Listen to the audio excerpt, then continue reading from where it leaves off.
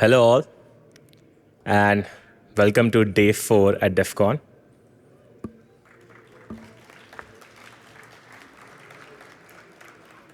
Thank you for joining to our talk. We're going to talk about Passkeys.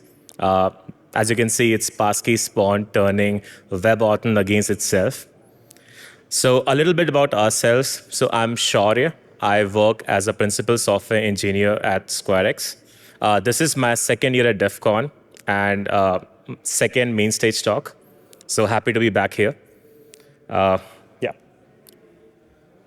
Hello, everyone. I'm Johnny. I'm a front-end engineer at SquareX and researcher, and this is my first time at DEF CON, so really excited to see all of you here.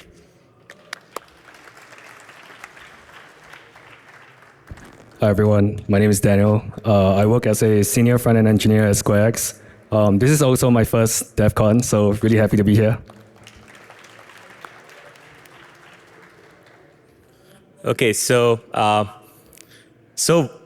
we are part of a browser security company, and as part of our work, we have to deal a lot with figuring out web threats and what could happen via the browser. We have a dedicated team that works towards all of this. This is just a couple of research that we have done with our team before, which has been published before. Like the second one was also like at the DEF CON main stage last year. So I think it's important to talk about passkeys because we all know that all the companies are now pushing passkeys, right? It was all just password protection back then, but now everyone is just talking about passkeys. If we look at the latest news articles, we can see like all the major companies are pushing passkeys. And within a few years, it's gonna be the main medium of accessing applications across the web. So if you have any consumer app or if you have any SaaS application, you will see people using passkeys more often than passwords. And that's actually going to happen, as you can see, because of the companies pushing it as well. So the first question that comes in is that why? Why are they pushing passkeys? So, I mean, it's of course like better, I would say, in some aspects, right? So it uses a public key cryptography, which comes with its own benefits. The first one is protection against phishing up to a good level. So what I mean with this is that, let's say you open a website, xyz.com, and then you open abc.com. By default, your passkey will not appear on the second origin because the passkeys are bound to the origin. Unlike your usual phishing cases where you can redirect a user to a random page and by themselves they can go ahead and enter the password on that page, right? So since it is bound by the origin, it helps us with some protection against phishing, which is pretty good. Second is it's not guessable because you need to have a private key with you on the device or your authenticator, but only the public key is there. So people cannot just go ahead and guess your private key easily compared to a password. So the guessability factor is also very less. Lastly, if in all a data breach happens, what's going to get exposed is just the public keys, not the private keys, because the private keys are not with the server. So that's good, right? So all these three things make them definitely better, and that's why companies are pushing this. Now, there are a couple of terms we're going to talk about. I'm sure some of you might be aware about them, but just to clarify at a very basic level. So we're going to use terms like passkeys and WebAuthn. So the implementation of passkeys itself relies on a set of standards, which are called FIDO2. And then WebAuthn is one of its specifications that enables the support of passkey on browsers. So in this talk, we're going to focus about this WebAuthn flow, which is the flow that happens via the browser. And that's where most people are using passkeys these days. Now, the browser in this case acts like a mediator between your authenticator and wherever use your passkeys. So as you can see, people are saying that passwords are dead. But the question is that is the replacement ready? To answer that, I think it's important to understand that passkeys can be misunderstood as well if you just focus on those 3 points. Unlike passwords, they haven't been exposed to decades of research going through all the different ways things can go about. So I think it's the right time we start focusing on the same kind of research that goes for the passwords for passkeys as well. Because before we start adopting, it's important to understand how adversaries can go and use it against people, right? So yeah, so as you can see, this set of APIs, the WebAuthn, it's like a magic box for most websites. So they get like a couple of APIs that they have to call, and that's where the magic is. So you get like an API to do something, then you get another API to do something, and that's where the black box is. Now, we'll show how people can exploit the trust boundary in the browser itself. But before that, I think it's important to understand how the flow works. So I'll ask Daniel to walk us through with how the WebAuthn flow works. Cool, thank you. So I'm going to go through the WebAuthn 101. And there are a couple of flows that we are concerned about. Firstly, the registration flow, and secondly, the authentication flow. So both of these flows actually have a few involved parties. There's the user, the authenticator, the client, which is usually the browser, and the relying party, which is usually the server, that relies on the authenticator to authenticate the users. So let's go through the registration flow. It normally starts out with a user clicking on something like create a passkey on a website.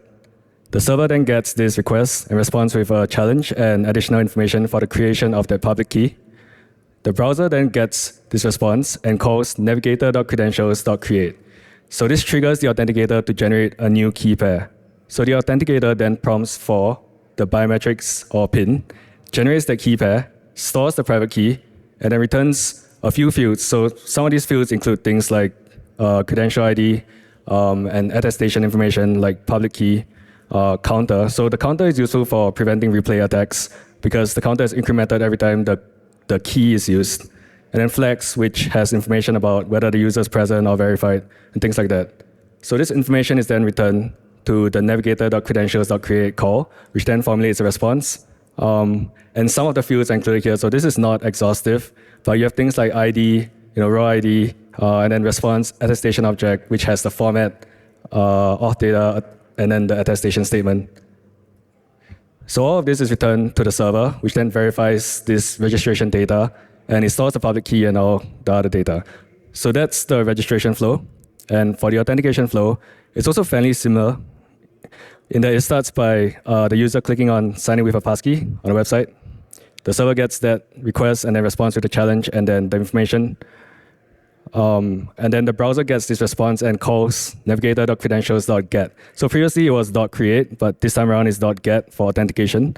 And it triggers the authenticator to retrieve and use existing credentials. So the authenticator then prompts for biometrics or PIN again. It retrieves a private key, increments the counter, like I mentioned earlier, and it creates the authenticator data, and then it signs it. So this information is returned back to the get call. And then it formulates, again, the response, which is fairly similar as well to the create response. Some slight differences are things like the signature being a higher level field within the response over there. Because previously in the create flow, the signature was within the attestation statement, but this time around, it's a field on its own within the response. Then this information is returned to the server, which verifies it and handles logging in the user. So Authenticator Attestation Global Unique Identifier, also known as AAGUID, is basically a way to identify the type of authenticator. So there's a UUID mapping between well-known authenticators and like this value. So the server can use this AAGUID to identify what type of authenticator is being used on the client side. And this is public information, so you can actually search it up for those mappings. Cool, and now I'll pass the time over to Johnny to take us through security properties. All right, hey guys, I'll be going over the attack itself. So we're just going to review the security properties of WebAuthn really quick. It's designed to be cryptographically strong, so it uses public key cryptography. Sorry, I'm a little nervous. Private keys are stored securely. So in Apple devices, they use something called the Secure Enclave, which is a separate security subsystem, and it has a completely different processing unit. Credentials are bound to web origins, so if a potential victim clicks on a phishing link, there's not going to be a corresponding credential for that origin. And if your device gets stolen, for example, user verification basically verifies that you can't silently reuse a passkey. You're going to have someone's fingerprint or their face for Face ID. Attestation is something that is kind of used. It's more generally used in like corporate scenarios for internal devices, but for consumer scenarios, it's really not used that much. And that basically allows corporations to like authenticate the device, like basically verify that the device is from that internal system. So let's discuss kind of how the model of trust was with password authentication and how it kind of changes with passkeys. So traditionally, right, we have passwords and we have a shared secret. The user has the password, they have to remember it or store it in a password manager, and the relying party also has to store it. And we kind of trust the relying party to hash it and store it securely in some type of database. With passkey authentication, the relying party only stores a public key. So that's pretty much useless for the relying party if they want to use it in a different website or in any other context. So if you think about it, trust has actually shifted away from the user and the relying party, and it's shifted towards the user's device. Because essentially the device stores the private key, and the device is the one that verifies the user with Touch ID or with Face ID. So what I'm getting at with all of this is that the browser has kind of become the trust anchor, and it's become much more of an attractive attack vector for us. Basically, developers will trust the browser to enforce certain things. The authenticator never has context about the application logic, and it basically acts as a middleman between the authenticator and the server.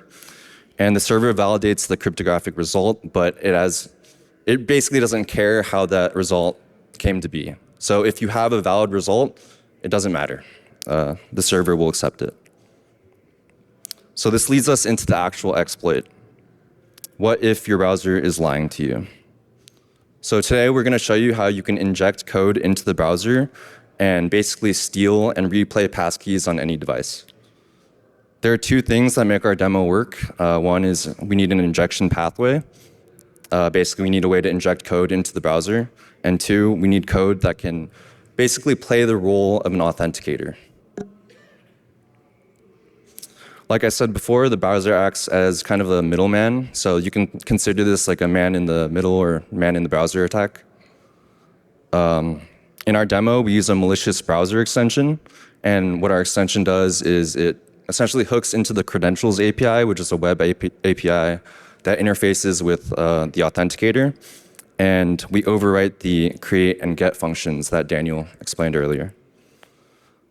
And this extension, of course, is just a convenient way for us to proxy the credentials API, but there are other injection methods, as you all know. You can use cross-site scripting, or it could be a compromised third-party script. So I'll briefly walk through the attack flow.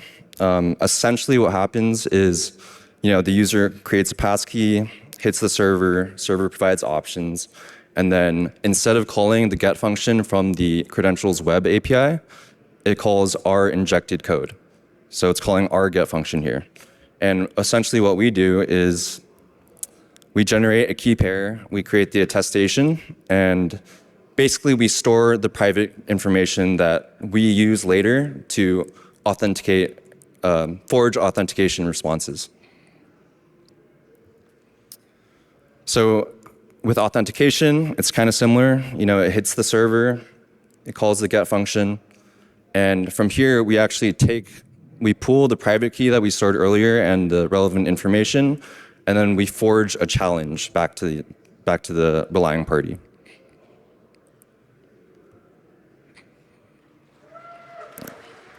Cool. I'm going to hand it over to Shaurya, and he's going to show you the actual demo.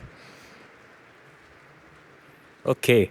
So as you can see, what we are trying to do is just proxy the APIs. And like he mentioned, you can do it via XSS or you can do it via an extension. So in this example, we're going to use an extension, but the same thing applies through any kind of client-side scripting. So I think for the first demo, we're going to use a website, which is like a common website where developers go and test out the passkey flow. So I'm just going to show this to you, how it looks like. Okay. So as you can see here, right now, the extension that we have made is disabled, right? So it's not enabled in the extension page. Now, what we're going to do is that we're going to go to this website called WebAuthn.io. It's one of those websites where you can go about and test how passkey flow is working. Good for developers. They can try out how the flow is. As you can see, we're going to go ahead and click on register. And this is how typically the flow looks like. So the browser is going to ask you for some sort of a verification to store the passkey on your machine. So we're going to give that. After this is done, the passkey will now be stored in your password manager, and you can use the same passkey to log in back. So this is how a normal flow looks like. Now, as you can see here, this is how it shows. So it shows like what is the password manager used. And as we earlier showed, this is just identified based on a UUID, which is like tied to a given authenticator. So if the response they're receiving has that UUID, they figure out, oh, it's Google Password Manager. Similarly, 1Password has its own, iCloud has its own, everyone has its own unique identifier. And that's how like websites figure out which authenticator you're really using. Now, what we're going to do is like we're going to do the same flow back again, but with our extension on, which is going to go ahead and proxy everything. So as you can see here, the extension is enabled right now. And we're going to select AAGUID as, let's say, 1Password. Now we're going to go ahead, click on register. You can see that there was no biometric that came in. So the whole response of the function itself was done by the extension itself. So before it even reached your authenticator, it was able to intercept it and respond it back just by doing a simple JavaScript proxying. Now, once the registration is done, we're going to click on authenticate, and you can see like the authentication was successfully done, and it shows up as 1Password. So this is like one basic example that you can see on any random website. Now, what we're going to do is that we're going to do the same thing, but let's say on a major website. So let's see what happens when you do it on Gmail. Apparently, it works there as well. So how it looks like. So if you see here, typically you have this page called as Google account page where you can go and add your new passkeys. So how the flow looks like, so you go here, let's say this is a normal Gmail account, you're going to search for passkeys. You go ahead and create a new passkey. It's going to open your iCloud or whatever you're using on your machine. The passkey gets created, and you can see it appears here. Now, when the user logs out, they can log back in using that same passkey. That's how the usual flow works like. It doesn't ask you for any kind of password or anything, right? Now, what we're going to do is we're going to do the same thing now, but with our extension on. So as you can see, the extension is on now. We're going to head back, and we're going to re-register a new passkey. So if you see here, it's selected as iCloud. We're going to open Passkeys, and we're going to go ahead and delete the previous one and create a new one as an example. So as you can see, this time the passkey was created right away. There was no biometric that happened because it never really reached that place. And as you can see, it's still showing up as iCloud on the bottom. So since the AAGUID was that, Gmail still thinks that this passkey was registered using an iCloud account. And that's how basic this was. Like, just passing a different UUID makes it think that this is the password manager you're using. Now, how does it look when you log out and try to log back in? So you can see, like, you go back ahead, you're going to put it back again. When you click on continue, it's going to pass, and you're back here. So the passkey works. Now, this can actually be taken further ahead. So apparently, once you log in using your passkey, you can go ahead and change your password as well. So you get the full account if you want, if you're using that same passkey. That just shows, like, having this as a primary medium can go against you as well. Now, coming back to the next part, what was the most suspicious part in this flow? I think as a user, the first suspicious part was that I didn't see any biometric or a face ID coming in, right? So that could be a one thing that could look back to a user, and user can see like, hey, there is something that looks suspicious. So for that also, we figured out how we can do that. We can still show a biometric to the user, but ultimately the response is still going to come through the extension. So that is what we're going to call the silent mode. So in silent mode, it works silently. Like, you will not know anything is wrong, and it's going to work the same way. Now, how does it work? So it's pretty simple. We're going to still invoke the original function, but we will not return its response to the website. So basically, the flow is happening twice. One is being done by the extension, and the other one is being done by the actual iCloud. So because of that, if the user even opens their iCloud keychain, they will still see that the website has a passkey there, but that's the wrong one. The real passkey is with the extension, probably synced in a server. So that just shows, that you can actually play it in a bad way, and you can have the user think that they're actually using the same flow. So how does it look like? Pretty same. So this is how this one looks like.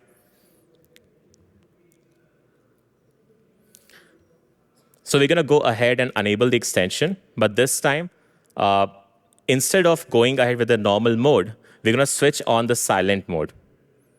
After doing this, when we go ahead and create a new passkey, like I said, we are still going to go ahead and call the original function, but we will just not return its response. So user still sees the touch ID, they're going to do it, and it's going to get registered as an iCloud. So they will never know something went wrong, but this passkey was never actually used for registration.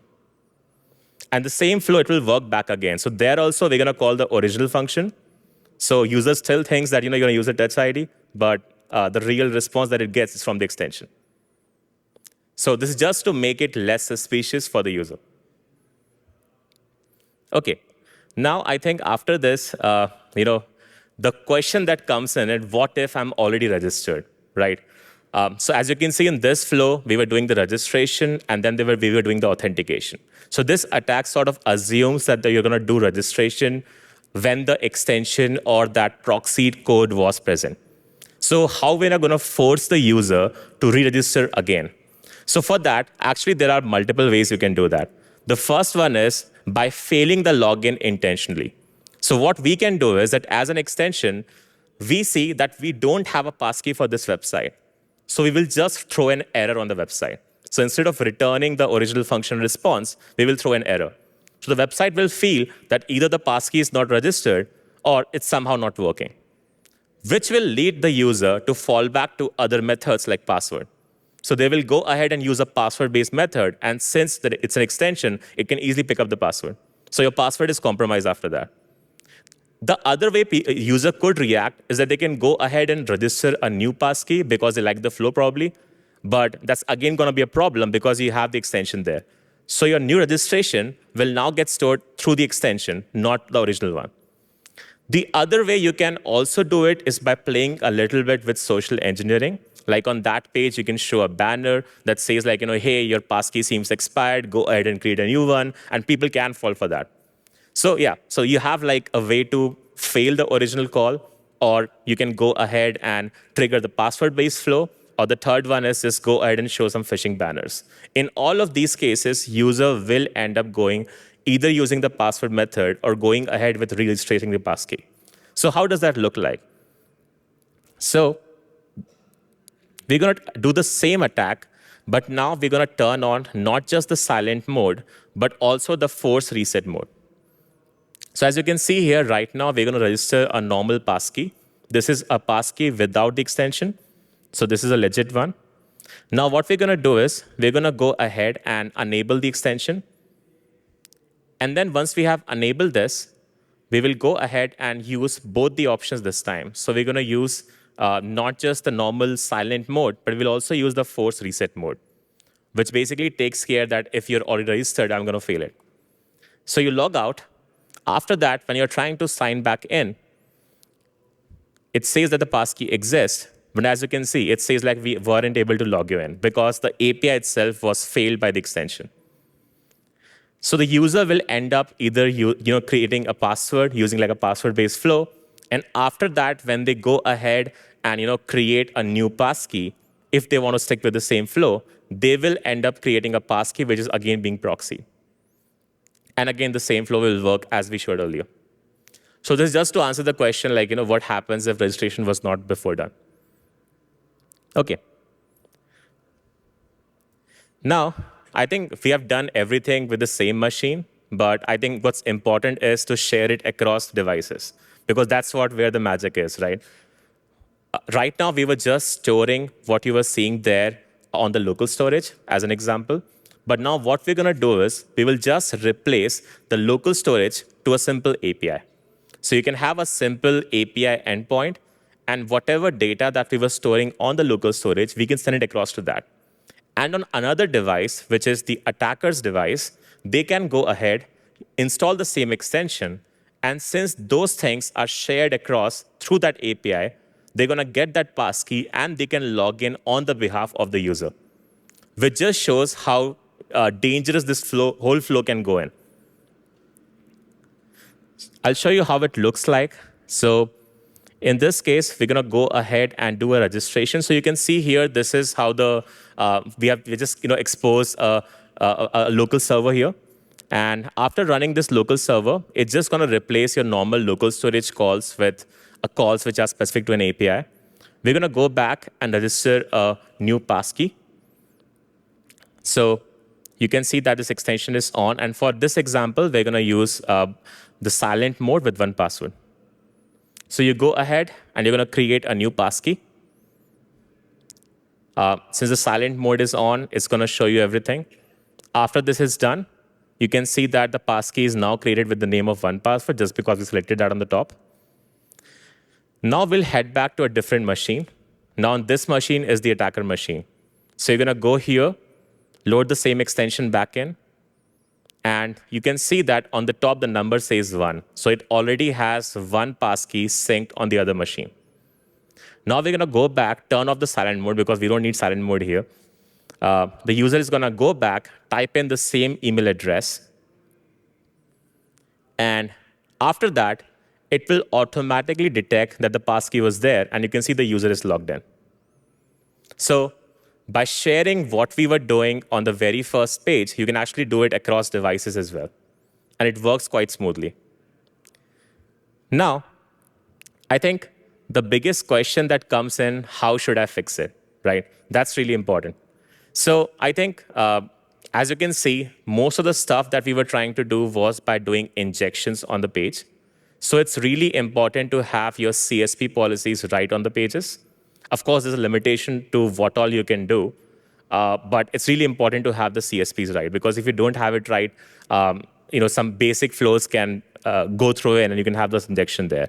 Second is that you also need to make sure that you're doing all the verifications nicely. Like it just should not be like a simple AGUID check, but it should also do a lot of other checks, like validating the certificate and other things, similar to how it happens with let's say, a hardware-bound device. Now, it's also important to monitor and alert in case an unusual passkey usage is happening, similar to how companies do it with passwords. So let's say you're trying to log in using password on one page, and let's say you go to an entirely different network or different device, you try to log in using that password. Ideally, if you're seeing a suspicious login, it should fall back to some additional methods. Like you should ask for some more data to really verify that's the user. But at least in what we were experimenting, we saw that whenever we were using passkeys, it was somehow more trusted. And most applications were not really doing those additional checks that you would typically expect from a password-based flow. Lastly, it's really important to also log the client side in some way. So you should also go ahead and enforce things to make sure that people couldn't fiddle too much if it is allowed to. There have been cases where people are also doing self-XSS, where people would give like a banner or a page saying that hey, we cannot verify your captcha. You should go ahead and put this code on your dev tools, and that's how people also end up doing a self-XSS attack. So those kind of things are also coming these days, where it's really important to lock down on the client side as well. Now, for the website, what can a website do? So I think it's really important to go back to 101 and see how you can really stop XSS. Because I mean, it's something we have been talking about for years, but it still happens, right? You always find new bugs getting reported that are of XSS. So that's something people really need to take it seriously, and they should work on making sure that is not happening. Some of the ways of doing this is mentioned here. So of course, you can do CSP. You can also use trusted type. Trusted type is really good as well, where you can actually enforce that whenever you're trying to insert something or using something like create HTML, it's going to purify it and then use it there. And it really helps. I remember when we were trying this whole POC, we were trying to use a library to generate a block. And for that, Gmail was giving us a lot of issues because they had good CSP policies there. But by making a bit of changes, making sure that we are following the trusted flow, we were able to bypass that and have the whole flow running in. So you can make it difficult for people to do this by having the right set of CSP policies and having trusted type checks on the pages which are really required to have those checks on. For users and admins, I think it's important to harden your browsers. Specifically, I would say for enterprises in some way. Many a times people don't even know what extensions are being used. And even as a consumer, it's really important to know like what extensions I really have on my machine and how many of them do I really use. If someone is into development, you can just create your own extension. It's pretty simple. Just have a couple of lines, use the management permission, and you can see like what all extensions you have installed on your machine. What was the installation method? So it's a good check you can do by yourself to make sure that you don't have anything that could possibly cause this. The funny part is that the extension that we made for this demo, it only asks for host permission, which is like something which is pretty common in every extension out there. It does not require any additional permission, just the host permissions. So host permission is literally found in almost every, I would say, extension out there. Like if you have your password managers, they need to fill in the password on the pages. So they need to have host permission. If you're using Grammarly, you're checking your grammar, you need to have host permission for that page. And it's such a common permission that most people don't even look at that. They just install the extension and it says like, it has access to modify your web page. They say yes, and it installs. So you have to be careful about if you really need that extension on your machine and then only allow that. As a website, of course, accesses you need to stop down. Similarly, if someone is from an enterprise background, they can also use enterprise policies on the browsers to make sure that only the approved extensions are out there, not like anything which is outside. And lastly, you can also use any sort of browser security solutions or a browser security extension as well. So I think it's really important to understand that browser is the new OS because almost like more than 90% of the work that you do nowadays is on the browser. I could argue that some developers might use some IDEs outside or maybe terminal outside, but if you exclude them, for most other departments, it's 99% of the work happening via the browser. They might just use like Outlook or Slack outside, but that's it. So it's really important to understand that the notion of the endpoint itself has transferred from the real device or your OS to the browser. And you need to have right set of controls that we earlier used to have for local applications, similarly for the extensions as well. So yeah, this is what we can do as users and admins. So that's it for the presentation. I hope you all liked it. We covered a couple of demos here. If you have any questions, feel free to reach out to us. We are here right behind the stage. We'll be able to help you out with any questions if you have. Thank you so much.